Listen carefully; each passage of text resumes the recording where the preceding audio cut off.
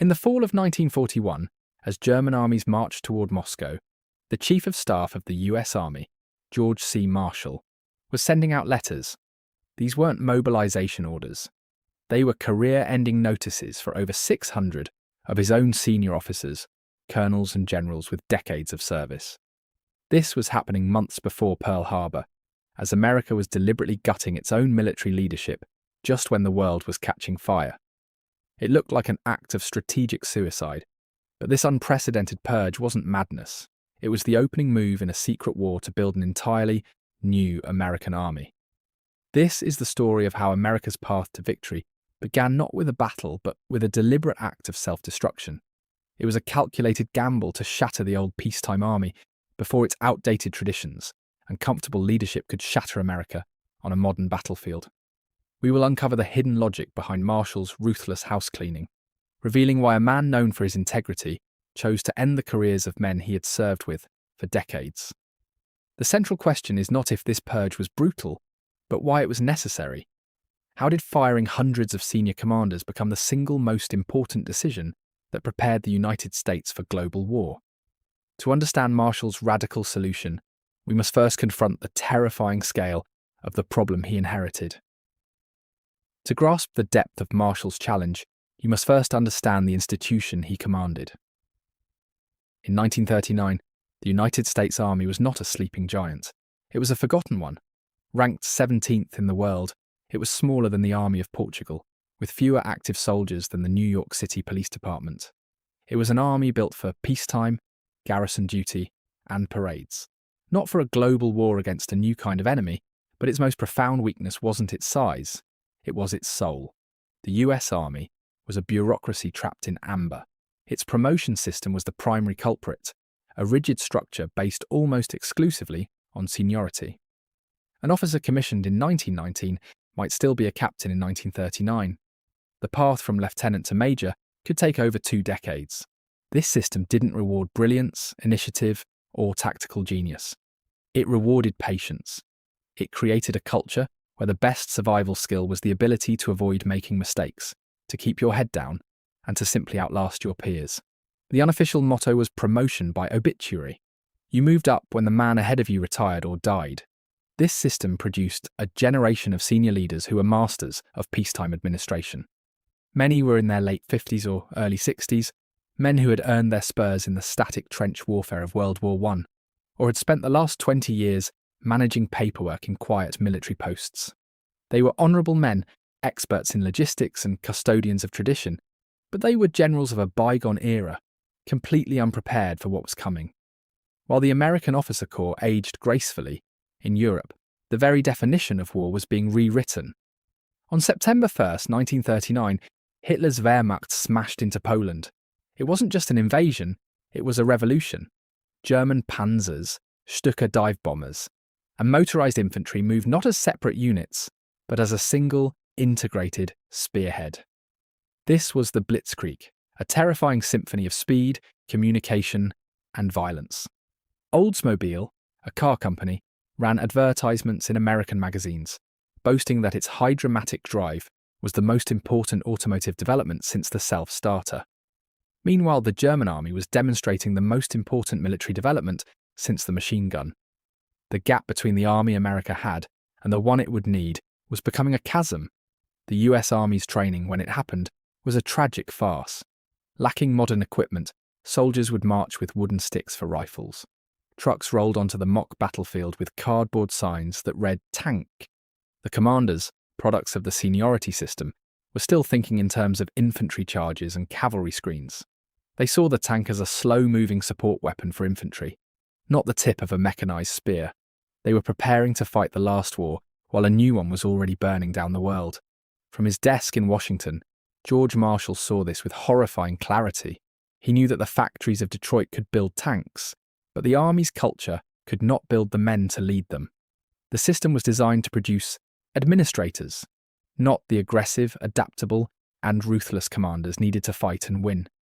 He couldn't simply tell Congress or the president that the army's leadership was obsolete.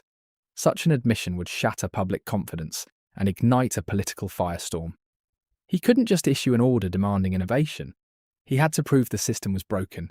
He needed a brutal, undeniable stress test that would expose the truth for all to see. That test would unfold in the sweltering summer of 1941 across 3,400 square miles of Louisiana swampland and pine forests. It was the Louisiana Maneuvers, the largest military exercise in American history. Nearly 400,000 soldiers, divided into two opposing armies, were unleashed in a simulated war designed by Marshall to be the ultimate stress test. This was not a rehearsal, it was a diagnosis, and the initial results were horrifying. For a generation of senior commanders, the maneuvers were a professional nightmare. Picture a divisional general, a man in his late 50s, a veteran of the Great War. He sits in his command post staring at a map, but the reports flooding in defy the logic of his experience. The enemy isn't attacking his front line, they are appearing behind it. Fast-moving columns of trucks standing in for tanks aren't engaging his strong points. They are bypassing them, racing down country roads to seize his supply depots and cut his communication lines. The general is a master of a war fought on timetables, but the opposing commanders, ambitious younger officers, are fighting a war of opportunity. They use radios to coordinate on the move, creating chaos deep in the rear. The old general issues orders for a battle that, by the time the dispatch writer arrives, no longer exists. His meticulously planned counterattack targets an enemy who is already 50 miles away, capturing his fuel dump. Across the theatre, the umpire's verdict was a constant, humiliating refrain. Your unit is theoretically destroyed. They weren't defeated by superior firepower. They were defeated by a new idea of time. The speed of mechanized warfare had broken their decision-making cycle before a real shot was even fired. The Louisiana Maneuvers had provided Marshall with undeniable public evidence of failure. The diagnosis was terminal. Now he would have to perform the surgery. With the evidence from Louisiana in hand, Marshall's revolution began. It didn't start with a public declaration or a dramatic speech. It started with paperwork. From his office in the munitions building, a quiet administrative war was launched against his own army's leadership. There were no firing squads, no courts-martial. There were only polite, professionally worded letters arriving on the desks of colonels and generals across the country. The letters announced a transfer to the inactive list or a forced retirement for the good of the service. The language was bureaucratic, but the message was a death sentence for a military career. Behind this process was Marshall's legendary little black book. For years, and especially during the maneuvers, he had been making notes. He wasn't judging men on their reputation or their friendships. He was judging them on performance. Did the officer get his troops and vehicles across the river on time? Did he freeze under pressure? Could he move his command 50 miles in a single night and still be ready to fight? Was he physically capable of spending days in the field, sleeping in a jeep and thinking clearly on 3 hours of sleep? The book contained the data. Men who were indecisive, physically unfit, or simply unable to grasp the new speed of war found their names on a list. For them, a lifetime of service ended not with a bang, but with a memo. 600 of them. It was a silent, systematic dismantling of the Army's old guard. But Marshall was not a destroyer. He was a builder. For every officer he removed, he had a replacement in mind. The purge was only half the strategy. The other half was the most radical promotion wave in American military history. He shattered the seniority list, the sacred text of the peacetime army. He reached deep down into the ranks, past dozens of more senior officers, to find the men he had identified as possessing the drive, intellect, and sheer physical stamina for the war to come. He was looking for a specific type of mind. In a staff planner stuck as a major for 16 years, he saw a future Supreme Allied commander. This was Dwight D. Eisenhower, a man whose brilliance had been stifled by the rigid promotion system. In a loud, profane, and controversial cavalryman who was obsessed with tanks, he saw the master of armoured breakthrough. This was George S. Patton, an officer many considered reckless, but who Marshall knew was a visionary. In a quiet, methodical infantry instructor from Fort Benning, he saw the steady hand who could command millions of men without losing his nerve or his humanity. This was Omar Bradley. These were the Marshall men. He wasn't just picking winners, he was assembling a team. He was selecting for complementary skills, the planner, the warrior, the commander, forging a leadership engine built not on time served, but on talent.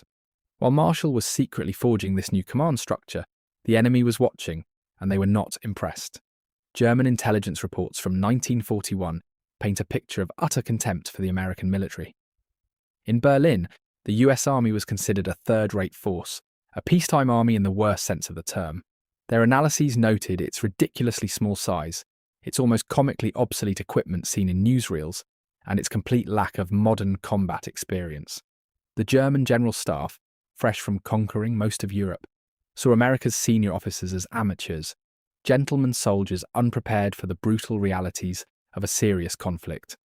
They read the reports from the Louisiana Maneuvers not as a sign of a system correcting itself, but as confirmation that the Americans were simply playing at war.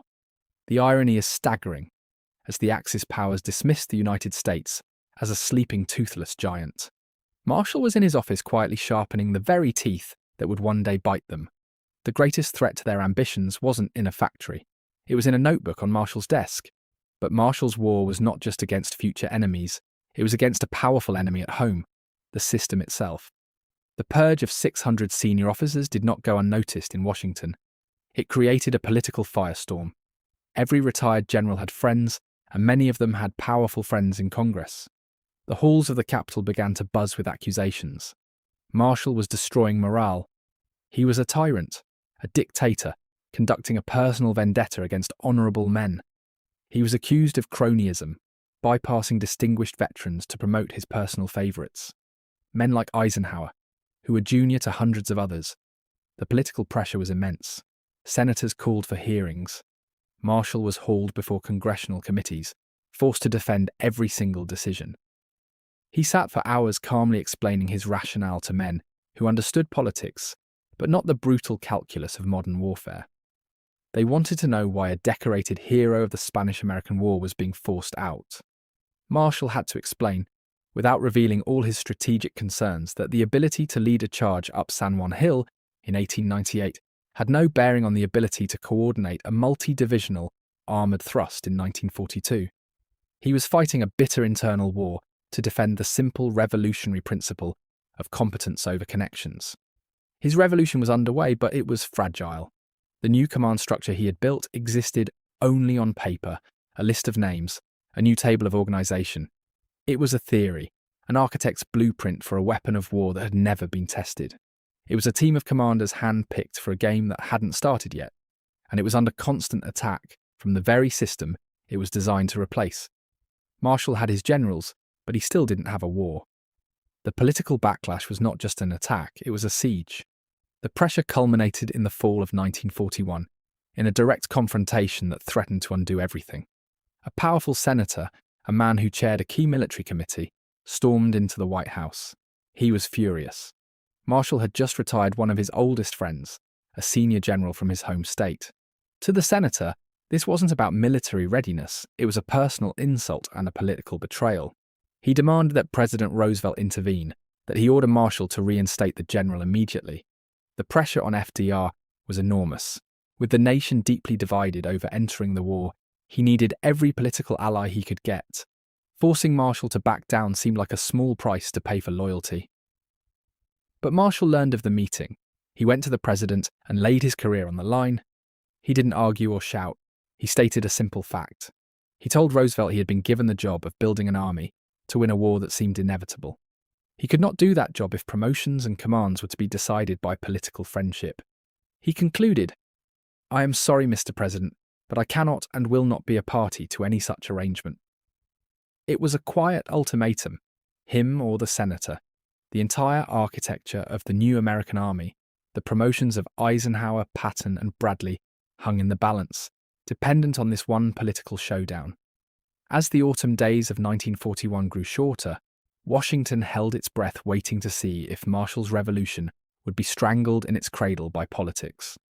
The debate over who was fit to command was reaching its peak, but it was about to be settled, not in the halls of Congress, but by a task force of 6 aircraft carriers, silently turning east into the wind. Sunday, December 7th, 1941. Just before 2 p.m. in Washington, the teletype machines in the War Department began to chatter. The first garbled reports spoke of an attack. Then came the unbelievable confirmation. The Pacific Fleet at Pearl Harbor was burning. In the hours that followed, As a stunned nation grappled with the news, the real test of Marshall's secret war began. In the War Department, there was shock, but there was no panic. There was no desperate scramble to find leaders. George Marshall was at his desk. His 2-year gamble was now facing its ultimate violent audit. Instead of searching for commanders, he was deploying them. The phone lines hummed. A telegram was dispatched to Fort Sam, Houston, Texas, summoning a relatively obscure brigadier general back to Washington immediately. His name was Dwight D. Eisenhower. When he reported to Marshall, he wasn't asked for his opinion. He was given a problem. The Philippines are in danger. What should be our general line of action? The test had begun. Within days, Eisenhower was chief of the War Plans Division, the nerve center for America's global strategy. This was not an exception. It was the system. All across the country, the Marshall men, the officers selected for talent, not seniority, were being activated. Men like Leslie McNair, the architect of the Louisiana Maneuvers, took charge of training the entire army. Omar Bradley, Mark Clark, Joseph Stilwell. The names from Marshall's little black book were no longer a theoretical list. They were now the commanders, planners, and logisticians tasked with running an unprecedented two-ocean war. The political arguments in Congress were instantly silenced. The debate over who was fit to command was over. In the most critical 72 hours in modern American history, Marshall's new command structure didn't just hold, it performed. The foundation he had built through 2 years of political battles and professional purges proved solid. The war for the army was over. Now the army could go to war. From the deserts of North Africa to the hedgerows of Normandy, from the islands of the Pacific to the final collapse of the Third Reich, the American war machine was commanded by the men Marshall chose. The names that became legend, Eisenhower, Bradley, Patton, Clark, were the very officers he had identified, promoted, and defended against the old system. And the senior generals of 1939, the men who commanded divisions with cardboard signs that read tank, the leaders who were outmaneuvered and theoretically annihilated in the Louisiana swamps, they were nowhere to be found. They were a generation of commanders retired from a war they never had to fight because one man had already fought a quiet, internal war to replace them. This was the ultimate consequence of Marshall's gamble. His methodical pre-war house cleaning was one of the most decisive, yet least visible, strategic victories of the entire conflict. It was a battle won not on the beaches, but in the corridors of the War Department, years before the first shots were fired. He grasped a fundamental truth of modern warfare that his enemies and even many of his allies overlooked. Factories can produce tanks in months, but it takes years of foresight to cultivate the commanders capable of leading them. The assembly line for victory's most essential weapon, leadership, could not be rushed. The world remembers the American victories that followed in the deserts of Africa, on the beaches of Normandy, and across the islands of the Pacific. But the path to every one of them began with a victory that was never reported, in a war that was never declared. To build an army that could defeat the world's most powerful military, George Marshall first had to defeat his own.